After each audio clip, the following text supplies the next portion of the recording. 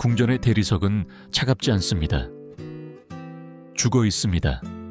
그 차가움은 감히 존재하지 못하고 숨쉬는 자들의 침묵, 수놓은 토가 아래 숨겨진 떨림, 황금호를 칼날처럼 가로지르는 샌들의 바스락거림이 만들어냅니다.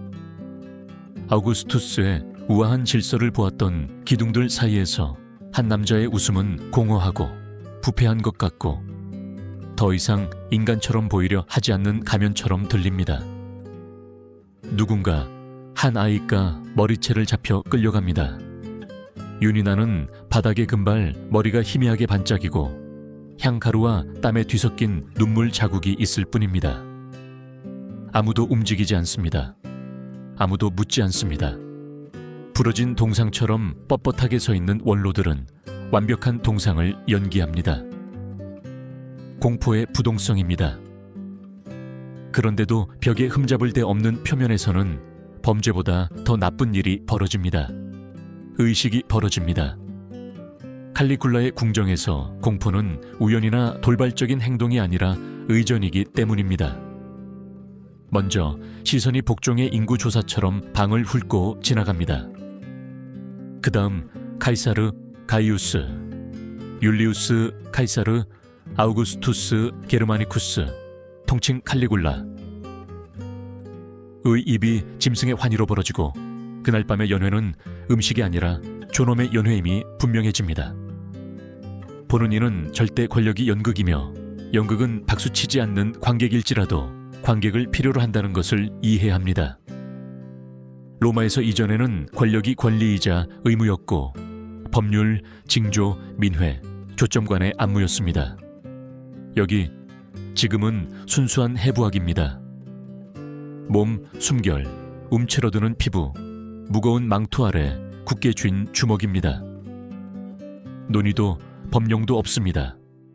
전시가 있을 뿐입니다. 칼리굴라는 명령하지 않고 드러냅니다. 어떤 신에게도 속하지 않는 그의 웃음은 신성이 더 이상 신성함의 속성이 아니라 특수 효과임을 분명히 합니다. 그런데도 모두가 그 효과를 받아들입니다. 제때 반복되는 거짓말이 생명을 보존하기에 거짓말을 받아들입니다. 배고픔이 조여올 때 평민들은 이미 그것을 알았습니다. 오늘날 귀족들은 황금홀에서 그것을 배웁니다. 생존은 공범의 교육학입니다. 공기는 무겁습니다. 실크 테피스트리 위에 떠도는 값비싼 향수 때문만이 아닙니다. 외면하는 시선 때문에 제국 전체가 보지 않도록 교육받은 방식 때문에 무겁습니다. 비명소리가 필요 없는 잔혹성이 있습니다. 아무런 결과도 없을 것이라는 확신이면 충분합니다. 칼리굴라는 그 비밀을 발견하고 그것을 방법으로 삼았습니다.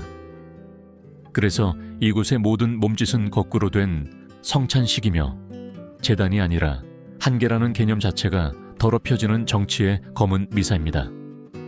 끌려가는 아이가 전주곡이라면 배경음악은 마비입니다. 원로들은 인정하지 않지만 현재 황제의 아버지이자 군대와 백성에게 사랑받던 장군 게르마니쿠스의 약속을 기억합니다. 아마도 그래서 현재의 배신이 더 고통스러울 것입니다.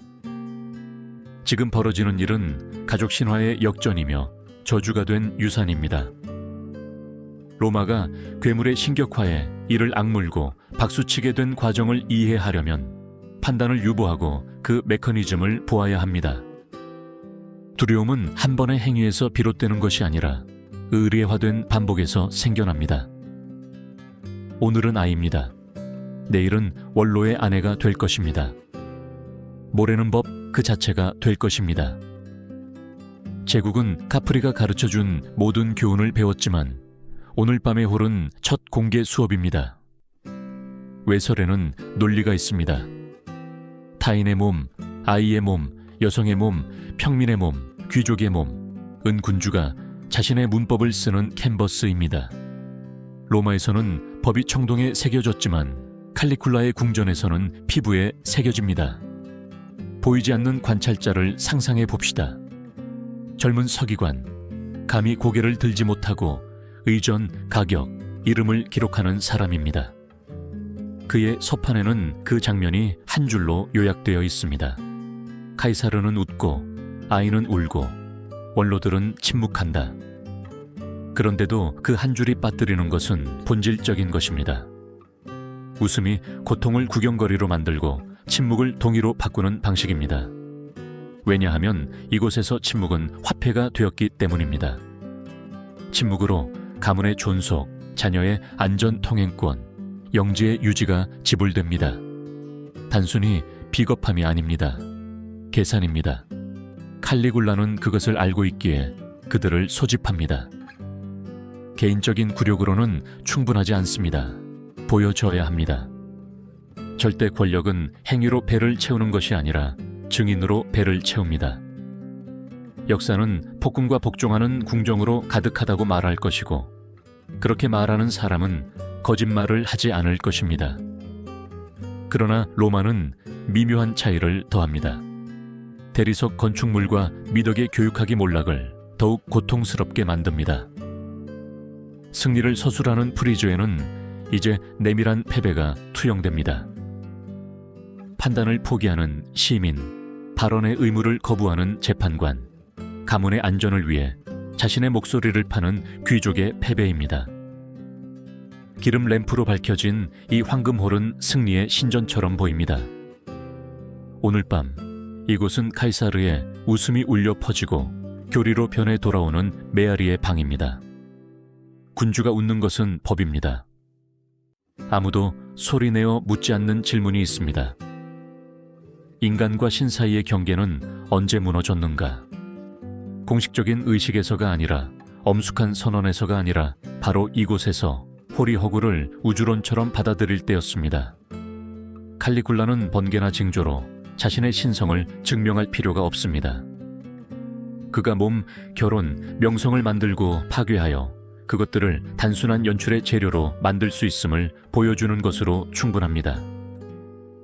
벽감 속 청동신들이 무표정하게 바라본다면 그것은 승인에서가 아니라 존재하지 않기 때문입니다. 유일하게 존재하는 신은 처벌받지 않는다는 것입니다. 멀리서 판단하고 싶은 현대 독자에게는 거울이 필요합니다. 이 홀과 상사가 윤리를 소품으로, 의전을 변명으로 삼는 특정 현대 기관들 사이에 무슨 차이가 있을까요? 직물 억양, 직위는 바뀌지만 메커니즘은 변하지 않습니다. 명령하는 자는 자신들이 아는 것을 잊고 식탁의 자리를 잃지 않기 위해 판단을 유보할 준비가 된 관객을 필요로 합니다. 칼리굴라의 웃음은 오늘날 회의실의 박수일 수 있습니다. 끌려간 아이는 망가진 경력일 수 있습니다. 대리석은 유리 스크린일 수 있습니다. 로마는 화석이 아닙니다. 경고입니다. 장면은 끝나지만 종결되지는 않습니다. 모든 의례와 마찬가지로 중요한 것은 사건 자체가 아니라 그 반복입니다.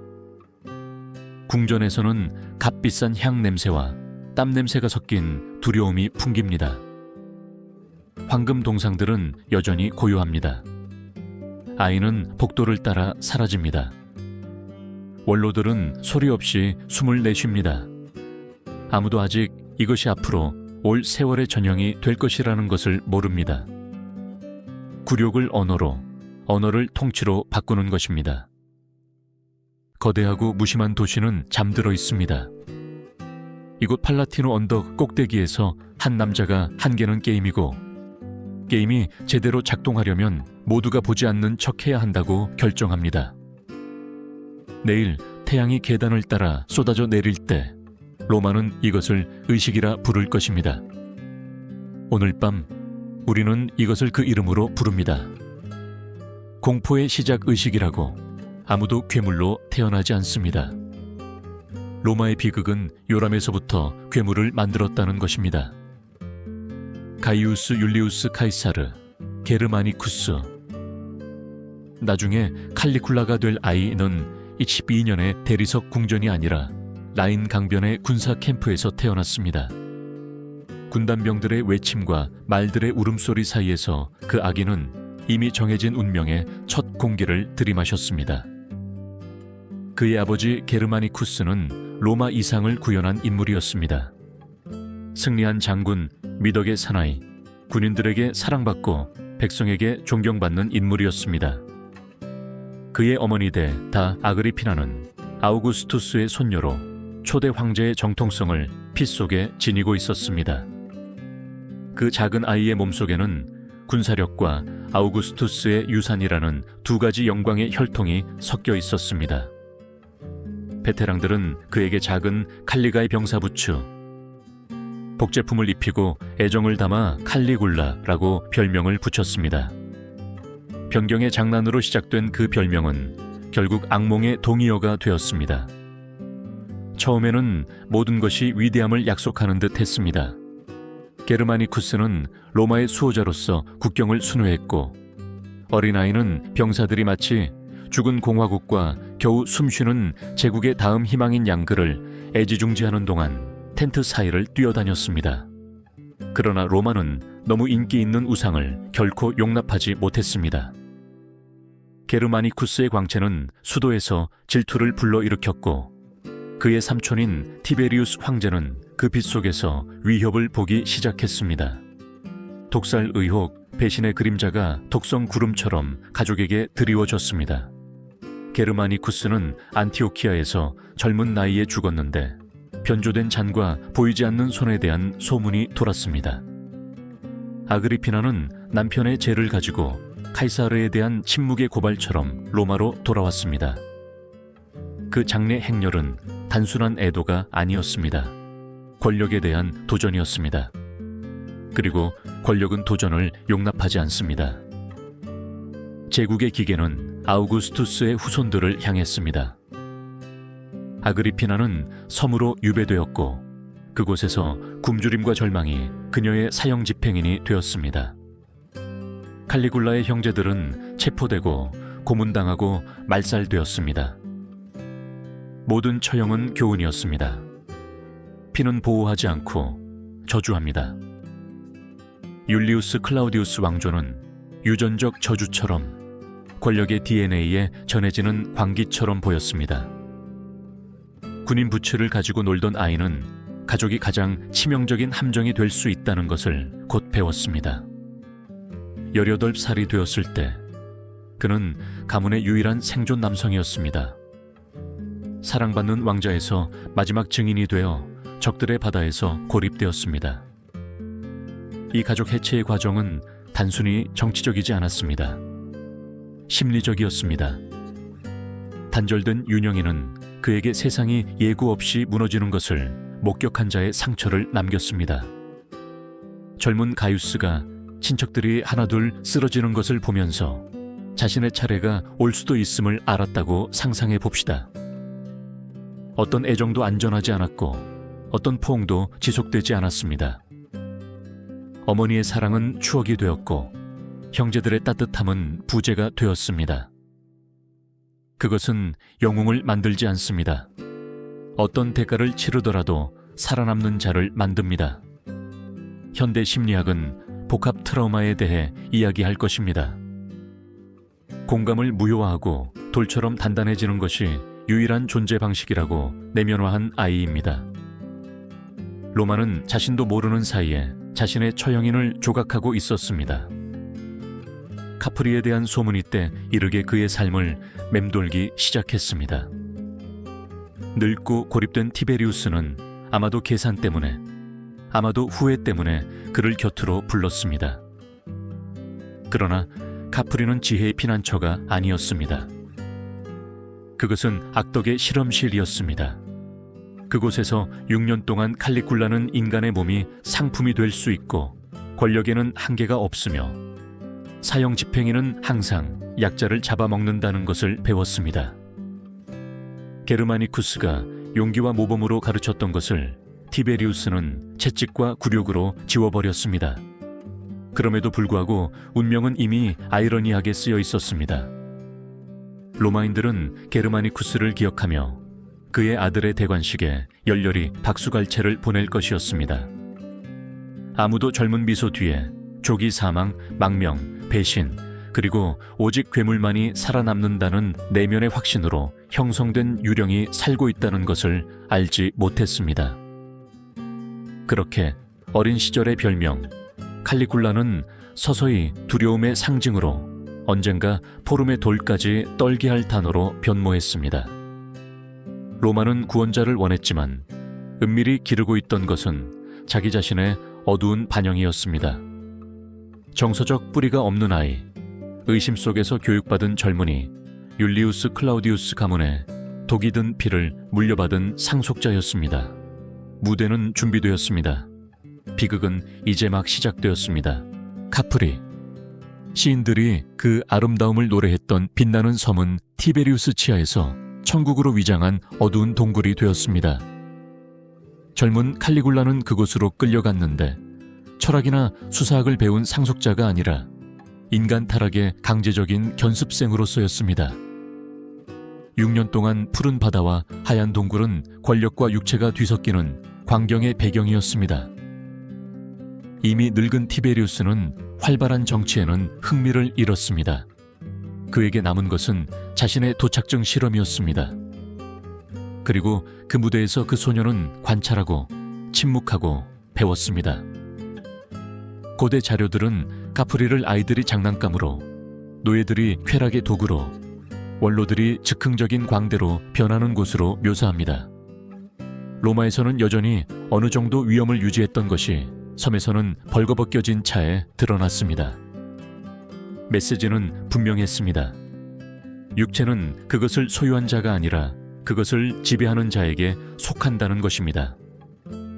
그것은 생체 정치 비오폴리틱스라는 개념이 존재하기 전에 집중 강조하였습니다. 젊은 가이우스는 희생자와 처형인 사이의 경계가 생존 의지처럼 얇다는 것을 배웠습니다. 카프리에서 저항은 사형 선고였습니다. 적응하는 것은 적어도 한 번 더 숨 쉴 수 있다는 것을 의미했습니다. 파괴된 가족의 비탄으로 여전히 눈이 얼룩진 그 청소년이 쾌락이 굴욕과 구별할 수 없는 낭요를 강제로 목격해야 했다고 상상해 봅시다. 그 섬은 외부 관객 없이 티베리우스가 새로운 권력 형태를 시험하던 사설 원형 극장이었습니다. 그곳에서 칼리굴라는 그의 마음에 불타는 듯 새겨진 교훈을 깨달았습니다. 잡아먹히지 않는 유일한 방법은 포식자가 되는 것이라는 것입니다. 그리고 그 생각은 비밀 의식마다 반복되고 강화되고 찬양되며 그의 개인적인 신조가 되었습니다. 공식 역사학은 그를 수동적인 관찰자로 제시하지만 미묘한 차이를 더하는 것이 좋습니다. 그 환경에서 6년을 보내면서 그 논리를 흡수하지 않고 살아남는 사람은 아무도 없습니다. 티베리우스의 과도함 앞에서 그가 유지했던 침묵은 중립이 아니었습니다. 그것은 훈련이었습니다. 그는 몸짓을 재고 침묵을 조절하며 타인의 눈에서 절망을 읽는 법을 배웠습니다. 카프리에서 잔혹성은 언어였습니다. 그리고 그 소녀는 그 언어에 능숙해졌습니다. 구체적인 증언을 넘어 그 섬은 더 깊은 것을 상징했습니다. 법을 변덕으로 대체하는 것이었습니다. 로마에서는 적어도 이론적으로는 기관, 원로원, 법정, 사제직이 존재했습니다. 카프리에서는 늙은 황제의 욕망만이 지배했습니다. 젊은 칼리굴라는 규범이 공통의 틀이 아니라 충분한 권력을 축적하면 깨뜨릴 수 있는 유용한 허구라는 것을 이해하며 자랐습니다. 티베리우스가 보여준 것은 그의 색욕만이 아니었습니다. 그것은 전제 정치의 순수한 메커니즘이었습니다. 아무도 제한하지 않는 곳에서 쾌락은 무기가 되고 굴욕은 화폐가 됩니다. 우리 시대와 비교하면 카프리는 비밀이 학대를 보호하고 기관들이 눈을 감으며 침묵이 집단적 공모가 되는 그런 장소들을 떠올리게 합니다. 오늘날 우리는 그것을 불처벌 문화라고 부를 것입니다. 그때는 단순히 제국의 삶이었습니다. 그러나 칼리굴라에게는 그것이 더 많은 것을 의미했습니다. 그의 운명이 게르마니쿠스의 명예를 회복하는 것이 아니라 티베리우스의 잔혹성을 뛰어넘는 것임을 확인하는 것이었습니다. 학생은 스승이 될 준비가 되어 있었습니다. 37년에 티베리우스가 사망했을 때 여러 가지 설이 있었습니다. 일부 연대기 작가들은 자연사를 이야기했습니다. 다른 이들은 칼리굴라 자신이 늙은이의 얼굴에 베개를 눌러 유산이 자신의 손에 남도록 했다고 속삭였습니다. 확실한 것은 카프리를 떠날 때 순진한 젊은 왕자가 아니라 도착증 실험실에서 단련된 남자가 돌아왔다는 것입니다. 로마는 그의 아버지의 영광을 기억하며 그를 환호하며 맞이했지만 그들이 즉위시킨 것이 게르마니쿠스의 유산이 아니라 카프리의 조용한 복수라는 것을 상상조차 하지 못했습니다. 푸른 바다, 지중해의 향기, 그리고 궁정의 도덕적 타락이라는 그 대비는 제국 전체에 일어날 일의 완벽한 은유입니다. 형태의 아름다움은 내면의 부패를 숨기고 있었습니다. 그리고 그 사적인 지옥에서 살아남은 자는 그것을 가장 광대한 공공무대인 팔라티노 언덕으로 옮길 준비가 되어 있었습니다. 괴물은 로마에서 태어난 것이 아닙니다. 파도가 억눌린 모든 비명에 박수치던 햇살 가득한 섬에서 잉태되었습니다. 37년은 집단적 환상의 시작을 알렸습니다. 칼리굴라가 카프리에서 나와 황제로 선포되었을 때 로마 백성들은 그를 너무 일찍 쓰러진 사랑받던 장군 게르마니쿠스의 부활한 아들처럼 맞이했습니다. 원로원은 그를 환호했고 시민들은 환호성으로 거리를 가득 채웠으며 신전들은 그를 기리는 제물을 바쳤습니다. 마침내 운명이 지난날의 불의를 바로잡는 듯 보였습니다. 그러나 군중을 사로잡았던 그 젊은 미소 아래에는 로마를 자신만의 어두운 극장 무대로 바꿀 준비가 된 카프리의 견습생이 잠들어 있었습니다. 처음 몇 주는 환희로 가득했습니다. 칼리굴라는 특권을 되돌려주고 연회를 베풀고 백성에게 기부금을 분배했습니다. 마치 게르마니쿠스의 약속을 이행하는 것처럼 모두의 호감을 얻었습니다. 그러나 그 가면은 곧 금이 갔습니다. 감사의 축제로 시작된 것이 굴욕의 의식으로 변했습니다. 제국의 연회는 문화적 세련미의 공간이기를 멈추고 인간의 살이 정치적 도구가 되는 전시의 장이 되었습니다. 원로원 의원들, 귀부인들, 외국 대사들로 가득 찬 홀을 상상해 봅시다. 아프리카 새, 나일강 물고기, 히스파니아 와인 등 이국적인 진미로 넘치는 식탁 위에는 기대감에 찬 침묵이 흘렀습니다. 모두 예기치 않은 일이 일어날 수 있다는 것을 알았습니다. 칼리굴라는 애매모호한 미소를 지으며 서서 건배를 위해 잔을 드는 대신 지목하기 위해 손짓했습니다. 그의 눈은 사냥꾼이 먹이를 고르듯이 방을 훑었습니다. 그리고 그 시선이 원로원 의원의 아내나 귀족의 딸에게 멈출 때 공기는 집단적인 떨림으로 산산이 부서졌습니다. 그녀를 정중하게 일으켜 세우는 몸짓은 계산된 드라마의 시작이었습니다. 그것은 단순한 강간이 아니었습니다. 그것은 구경거리였습니다. 남편들과 동료들의 굳어버린 눈앞에서 황제는 친밀한 행위를 정치적 연극으로 만들었습니다. 터져나오는 모든 신음, 강요된 모든 눈물은 권력의 체스판에서 한 조각이었습니다. 개입하는 것이 온 가족에게 유죄 판결을 의미한다는 것을 아는 남자들은 미동도 하지 않았습니다. 식탁 아래 굳게 쥔 주먹, 굳게 담은 턱, 바닥에 고정된 시선, 메시지는 분명했습니다. 그들의 아내의 몸은 카이사르에게 속하며 그 몸과 함께 그들의 가문의 모든 존엄성도 속한다는 것이었습니다. 잔혹성은 반복에 있었습니다. 일부 여성들은 저항하려고 했지만 저항이 고통만 가중시킨다는 것을 곧 배웠습니다. 엘리트들의 결혼은 하나씩 파탄났습니다. 귀부인들은 남편을 쳐다볼 수도 없는 채 침묵하며 집으로 돌아왔습니다. 한때 명예의 상징이었던 원로들은 무력한 구경꾼으로 전락했음을 알았습니다. 로마 귀족들은 완벽한 덫에 갇혔습니다. 초대를 받아들이는 것은 타락하는 것을 의미했고 거부하는 것은 반역죄로 고발당하는 것을 의미했습니다. 그렇게 생존은 공모가 되었고 공모는 진정한 통제수단이 되었습니다. 칼리굴라는 정치가 결코 가르치지 않았던 것을 이해했습니다. 가장 효과적인 권력은 법령이 아니라 신체에서 행사된다는 것을 말입니다. 원로원은 법률을 투표할 수 있었지만 그는 원로원 아내들의 피부에 자신의 지배를 새겼습니다. 그것은 결혼을 조롱으로 충실함을 연극으로 만드는 잔혹한 생체 정치였습니다. 그리고 제국 전체는 그의 통치 아래에서는 아무것도 신성하지 않다는 것을 배웠습니다. 우리 시대와 비교하면 이러한 역학은 그렇게 낯설지 않습니다. 공개적인 굴욕은 여전히 지배하는 자들의 도구입니다. 그때는 연회에서 신체로 행사되었고 오늘날에는 소셜미디어에서의 평판이나 사무실에서 망가진 경력으로 행사됩니다. 형태는 바뀌지만 메커니즘은 동일합니다. 명령하는 자는 단순히 복종만을 필요로 하는 것이 아니라 그가 타인을 파괴하는 것을 목격할 유순한 관객을 필요로 합니다. 그 황금홀에서 향과 값비싼 와인 향기 사이에서 로마는 귀족적 존엄성의 죽음을 목격했습니다.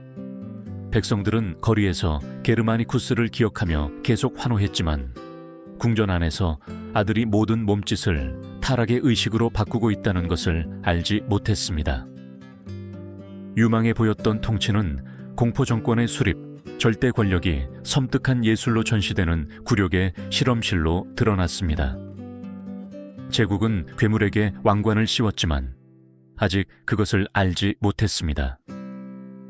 진정한 공포는 이제 막 시작되었을 뿐입니다. 만약 연회가 정치적 굴욕의 극장이었다면 칼리굴라가 자신의 여동생들에게 행한 일은 최후의 신성모독이자 로마의 가장 신성한 경계인 피를 깨뜨리는 행위였습니다. 소 시린, 시아오, 아그리피나, 율리아 드루실라, 율리아 리빌라는 그와 함께 성장하며 아버지를 잃은 비극, 어머니에 대한 박해, 카프리에서 왜곡된 유년기를 공유했습니다.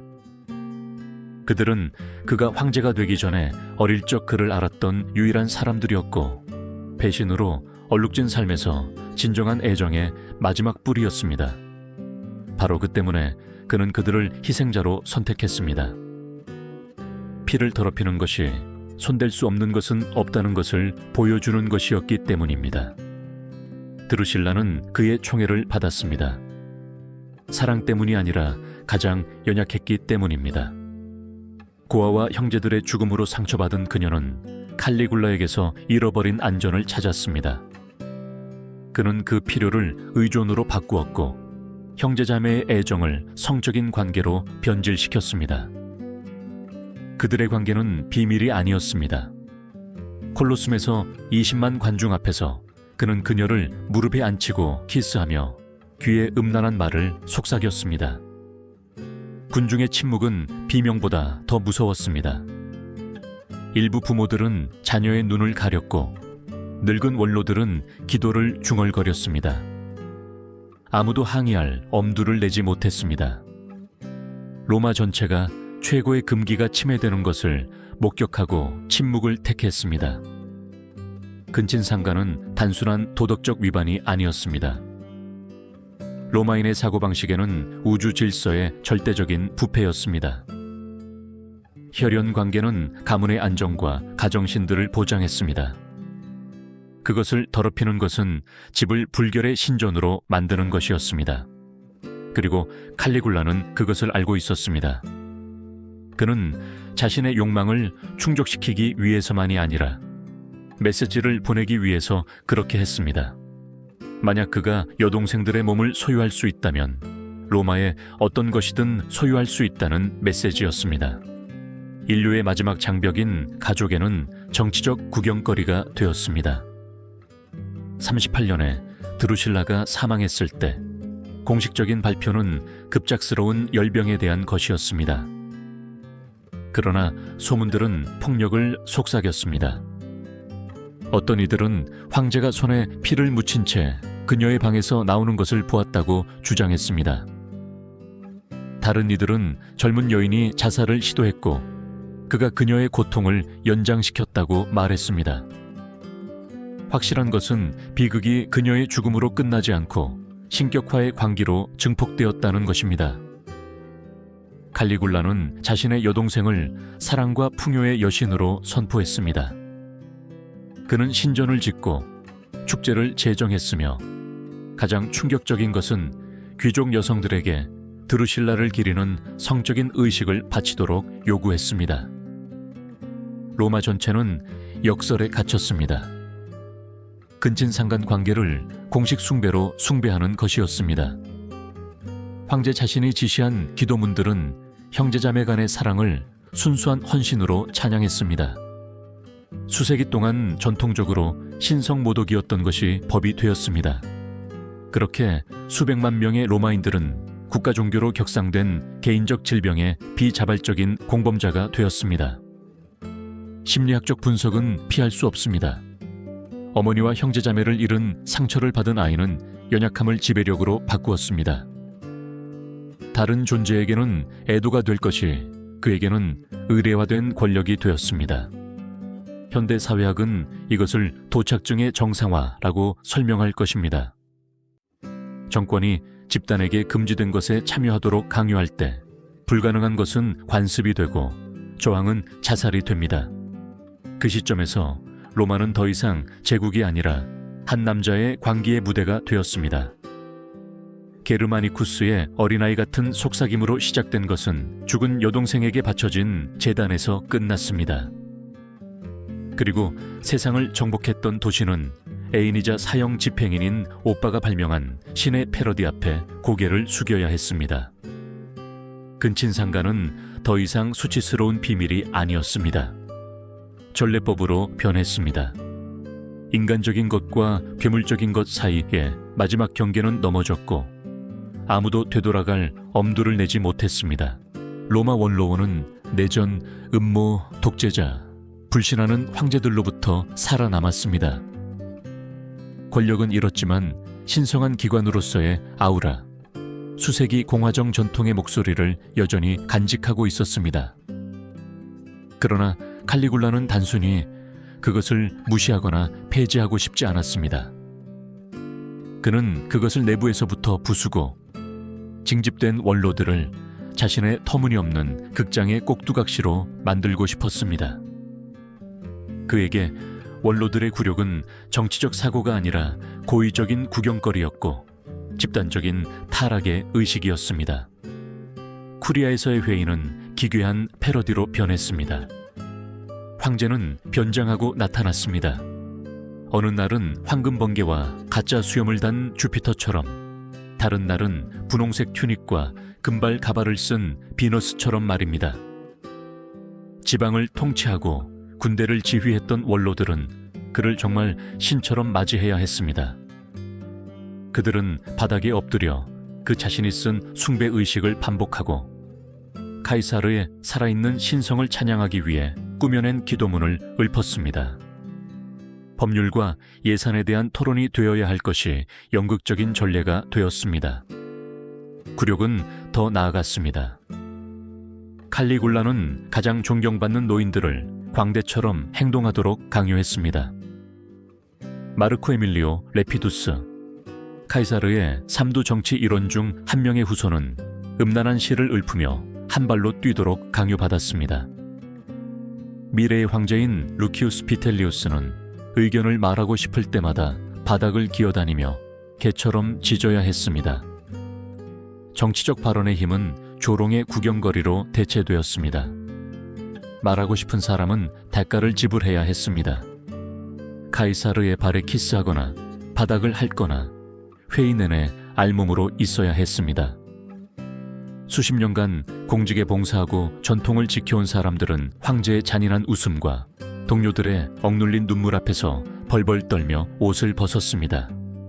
최고조는 검투사 싸움에서 왔습니다. 칼리굴라는 늙은 원로들에게 경기장에서 서로 싸우도록 강요했는데 백성을 위한 구경거리가 아니라 사적인 유흥을 위해서였습니다. 칼 한 번 휘둘러 본 적 없는 60대나 70대 남자들이 죽을 때까지 서로 싸웠고 그는 결과에 돈을 걸었습니다. 72세의 마르쿠스 유니우스 실라누스는 30년 젊은 동료의 칼에 찔려 그렇게 죽었습니다. 공식적으로는 스포츠 사고였지만 모두가 그것이 위장된 처형이라는 것을 알았습니다. 칼리굴라는 반대자들을 제거하는 완벽한 방법을 발견했습니다. 그의 신황제의 웃음 아래에서 그들 스스로 서로를 죽이게 하는 것이었습니다. 역사적 분석은 그것이 단순한 광기가 아니었음을 보여줍니다. 그것은 체계적인 통제 메커니즘이었습니다. 원로원을 공개적으로 타락시킴으로써 모든 저항 가능성을 무력화했습니다. 정치를 외설적인 희극으로 만들므로써 기관을 지탱하던 존엄성을 뿌리 뽑았습니다. 수세기 후 철학자 미셸 푸코는 몸과 마음을 훈련시키는 방식으로 굴욕의식에 대해 이야기할 것입니다. 칼리굴라는 이미 그것을 이해했습니다. 굴욕당한 원로원은 처형당한 원로원보다 더 유순합니다. 죽음은 적을 지우지만 굴욕은 그를 무너진 공범으로 만듭니다. 우리 시대와 비교하면 이 장면은 불안한 메아리를 가지고 있습니다. 검투사나 신의 변장도 필요 없습니다. 공개적으로 조롱하고 명예를 훼손하며 터무니없는 것을 복종하도록 강요하는 것으로 충분합니다. 메커니즘은 동일합니다. 존엄성을 구경거리로 정치를 서커스로 바꾸는 것입니다. 칼리굴라 시대의 로마는 법률 공동체이기를 멈추고 섬뜩한 극장이 되었습니다. 황제의 웃음이 공화국의 목소리를 대체했습니다. 그리고 한때 질서의 수호자였던 원로들은 수치심에 잠긴 유령이 되어 집으로 돌아와 가족들을 볼 수도 없었습니다. 도시의 가장 오래된 기관은 굴욕을 예술로 삼는 폭군의 장난감으로 변모했습니다. 아우구스투스 권력의 의례 중심지였던 팔라티노는 칼리굴라 치하에서 상상할 수 없는 것으로 변모했습니다. 바로 제국의 사창가였습니다. 그것은 거리에 저속한 매춘이 아니라 귀족적 명예의 산업화였습니다. 가장 고귀한 귀부인들, 원로원 의원의 아내들, 귀족의 딸들, 심지어 전직 집정관의 미망인들까지 카라라, 대리석과 누비아금으로 장식된 방에서 성적 상품으로 봉사하도록 강요받았습니다. 호화로움과 타락 사이의 대비는 그 구경거리의 일부였습니다. 낯선 고객을 맞이하기 위한 이집트 비단 시트가 깔린 침대, 며칠 전까지만 해도 종교의식을 주재하던 몸들을 비추는 윤이 나는 은거울. 메시지는 분명했습니다. 카이사르의 뜻에 저항할 수 있는 존엄성은 없다는 것입니다. 로마 독수리 문장이 찍힌 초대장이 도착했습니다. 그 초대장에는 와인의 신을 기리는 종교의식에 아내와 딸들이 참여하도록 제한되어 있었습니다. 그것을 거절하는 것은 반역과 같았습니다. 받아들이는 것은 가장 신성한 것, 즉 가족 명예의 상징으로서 여성의 순결을 내어주는 것이었습니다. 처음으로 쓰러진 사람은 집정관 가이우스 피소의 아내 리비아 오레스틸라였습니다. 궁전에서의 첫날, 원로원 의원에서 백인 대장까지, 부유한 상인에서 외국 대사까지 23명의 남자가 그녀의 침대를 거쳐갔습니다. 모든 만남은 서기관들에 의해 상세히 기록되었습니다. 경제적 거래뿐만 아니라 귀부인의 수행 능력에 대한 코멘트까지 말입니다. 궁전은 전통적인 위계가 역전되는 시장으로 변했습니다.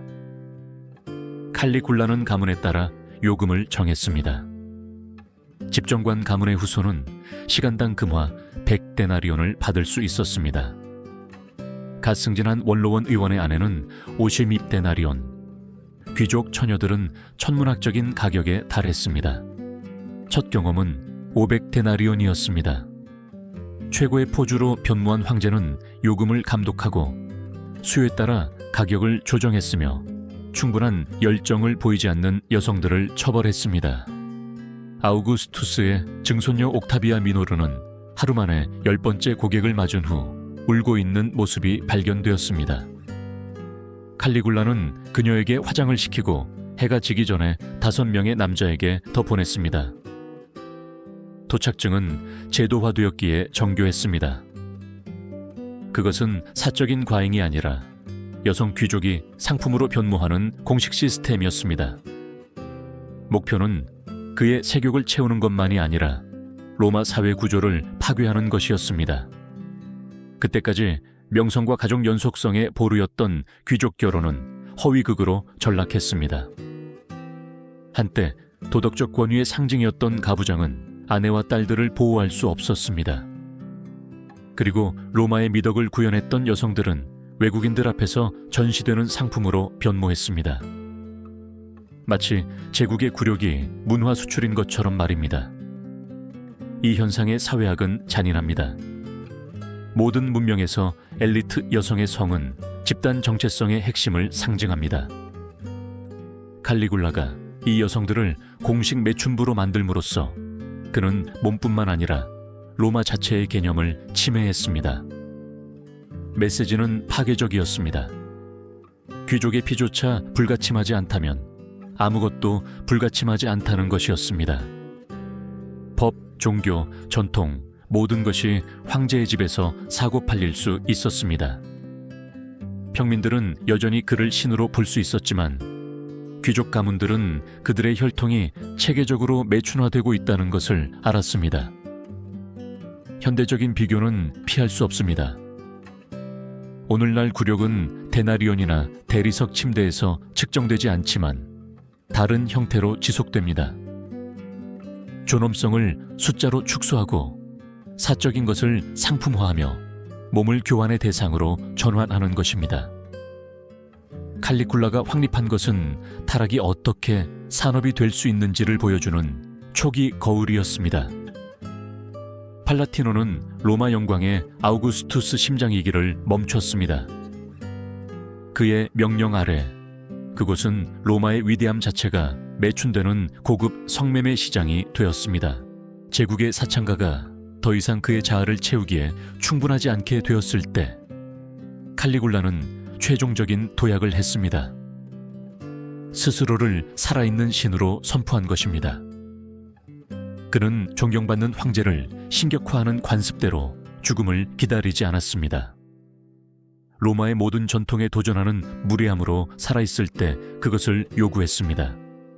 의식은 도시의 영적인 심장인 주피터 옵티무스 막시무스 신전에서 거행되었습니다. 신상에서 훔친 황금색 튜닉을 입고 순금으로 된 광성관을 쓰고 헤르메스의 것과 같은 날개 달린 샌들을 신은 채 그는 신들의 종이 아니라 그들의 대체자로서 나타났습니다. 그 의식은 조직적인 신성 모독이었습니다. 그는 주피터의 제단에 흰 황소를 희생했지만 신에게 피를 바치는 대신 직접 마시며 역할이 뒤바뀌었음을 선언했습니다. 신들이 그를 숭배해야 한다고 말입니다. 그는 주피터 동상의 목을 자르고 그 자리에 자신의 얼굴을 한 조각상을 놓으라고 명령했습니다. 참여를 거부한 사제들은 재판 없이 처형되었습니다. 수세대에 걸쳐 로마 숭배를 섬겨온 가문의 후손이자 최고 제사장인 마르코 에밀리오 스카우루스는 수십 년간 봉헌했던 바로 그 제단 위에서 산채로 불태워졌습니다. 메시지는 분명했습니다. 로마 종교는 참수되었고 한 남자 숭배로 대체되었다는 것입니다. 그 광기는 로마에서 멈추지 않았습니다. 알렉산드리아에서는 시민들이 이시스 복장을 한 칼리굴라 동상 앞에서 향을 피우도록 강요받았습니다. 아테네에서는 철학자들이 황제를 위한 기도로 수업을 시작해야 했습니다. 예루살렘에서는 유대인들이 경악하며 회당에 그의 형상을 한 제단을 설치하라는 명령을 받았는데 이는 거의 반란을 촉발할 뻔한 도발이었습니다. 황제에 대한 존경의 시민 숭배였던 것이 의무적인 종교로 신성모독이 법이 되는 흥미사 시스템으로 변했습니다. 궁전에서의 매일 의식은 더욱 끔찍했습니다. 매일 아침 수백 명의 시민들이 황제 정원에 나타나 그의 발에 키스하고 그 자신이 쓴 연도문 칼리굴라는 주피터보다 우월하다 을 읊어야 했습니다. 재물은 금이나 음식에 국한되지 않았습니다. 인간 희생도 포함되었습니다. 로마에서 수세기 동안 금지되었던 것이 그의 통치 아래에서 다시 나타났습니다. 일주일에 한 번, 한 시민이 제물로 산 채로 불태워지기 위해 선택되었습니다. 남자들, 여자들, 노인들, 심지어 아이들까지. 몸들이 임시재단에서 불탔고 황제는 그 연기를 신성한 향처럼 들이마셨습니다. 종교적 분석은 불안합니다. 로마는 영적으로 관대한 제국이었습니다. 외국 신들을 받아들이고 다양한 숭배를 허용했습니다. 그러나 모두가 한 가지 한계를 공유했습니다. 신들은 상징이었지 정치 권력의 장난감이 아니었습니다. 칼리굴라는 그 경계를 허물었습니다. 그는 단순히 숭배받기를 원한 것이 아니었습니다. 그는 신성모독, 불경한 행위가 집단적 습관이 되기를 원했습니다. 그것은 신성한 것의 제도화된 도착증이었습니다. 후대의 시대와 비교하면 그의 행동은 정치를 종교로, 지도자를 메시아로 바꾸는 현대 전체주의를 떠올리게 합니다. 신전은 경기장으로, 조각상은 초상화로 바뀌지만 논리는 동일합니다. 초월적인 것에 대한 믿음을 파괴하고 한 남자의 자아숭배로 대체하는 것입니다. 로마에서는 그 결과가 즉각적이었습니다. 6천만 명의 사람들이 정신병자가 신인 척하도록 강요받았습니다. 개인의 광기는 공식적인 온전함이 되었습니다. 반면 진정한 온전함은 반역이 되었습니다. 규율과 법으로 세상을 정복했던 로마는 종교를 자기 자신의 패러디로 만든 폭군의 기괴한 전례에 참여하도록 전락했습니다. 더 이상 영원한 신들에게 바쳐진 제단은 없었습니다. 오직 거울들만 있었고 모두 칼리굴라의 얼굴을 비추었습니다. 칼리굴라 통치의 가장 짙은 그림자는 마지막 연회에서 드러났습니다. 굴욕의 극장으로 시작되어 제도화된 매춘으로 이어졌던 것이 궁극적인 금기인식인 풍습으로 귀결되었습니다. 처음에는 겨우 속삭이는 소문에 불과했습니다. 일부 손님들은 제공된 고기가 이상한 질감, 너무 달콤하고 너무 부드러운 맛을 가지고 있다는 것을 알아차렸습니다. 주방 노예들은 신비롭게 사라졌고 그 자리에 말할 수 없는 재료를 숨긴 시적인 이름의 새로운 요리들이 나타났습니다. 의심은 40년 세해 전야 만찬 동안 확실성으로 변했습니다. 칼리굴라는 방 한가운데 서서 자신의 요리법 비밀을 공개하겠다고 발표했습니다. 그는 다음 날에 신선한 재료를 가져오라고 명령했습니다. 들어온 것은 쟁반이 아니라 3명의 죄수였습니다. 음모 혐의로 기소된 원로원 의원, 세금 회피 혐의를 받은 상인, 그리고 총독을 거부했던 한 노예였습니다. 그는 요리사 거장처럼 침착하게 신체의 어떤 부분이 더 좋은 맛을 내는지, 인간의 살을 어떻게 준비해야 그 특성을 살릴 수 있는지 설명했습니다. 손님들은 자신들이 몇 달 동안 모르고 인간의 살을 먹어왔다는 사실에 공포에 질렸습니다. 어머니들은 자신들이 10대 자녀들에게 다른 인간의 몸을 먹였다는 것을 깨달았습니다. 원로들은 모든 연호회가 그들 자신의 인류애를 더럽히는 행위이기도 했다는 것을 이해했습니다. 그 방법론은 훨씬 더 섬뜩했습니다. 그는 희생자들을 즉시 죽이지 않았습니다. 그는 그들을 부엌의 산채로 가두고 작은 조각들을 잘라냈으며 제국의 의사들의 도움으로 후에 재생시켰습니다. 그렇게 그는 희생자들이 자신의 요리 운명을 의식하는 동안 몇 주 동안 신선한 고기를 제공할 수 있었습니다.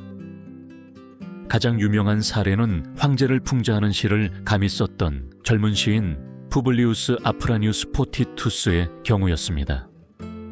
40일 동안 그는 조금씩 절단되었고 그의 근육이 공포에 질린 식객들 앞에서 은 쟁반에 담겨 서빙되는 것을 보았습니다. 그는 더 이상 그를 지탱할 충분한 살이 남지 않았을 때에야 죽었습니다. 식인 풍습은 단순한 가학증이 아니었습니다. 그것은 칼리굴라가 모든 인간적 한계를 넘어섰다는 최종 선언이었습니다. 그는 로마 엘리트들을 비자발적인 공범으로 만들었고, 어머니들이 자녀들에게 인간의 살을 먹이도록 했으며 문명을 사치로 위장된 야만으로 전락시켰습니다. 한 사회가 자신도 모르는 사이에 동족의 몸으로 자녀들을 먹일 때, 인간과 짐승 사이의 경계가 사라질 때 더 이상 더럽힐 것이 남지 않습니다. 로마는 스스로를 개걸스럽게 먹어치우고 있었습니다. 끝은 41년 1월 24일에 찾아왔습니다. 반란군도 정의의 신도 아니었습니다. 지쳐버린 프라이토리아 호위병 무리였습니다. 근위대의 트리부누스였던 카시우스 케레아는 너무 많은 것을 보았습니다.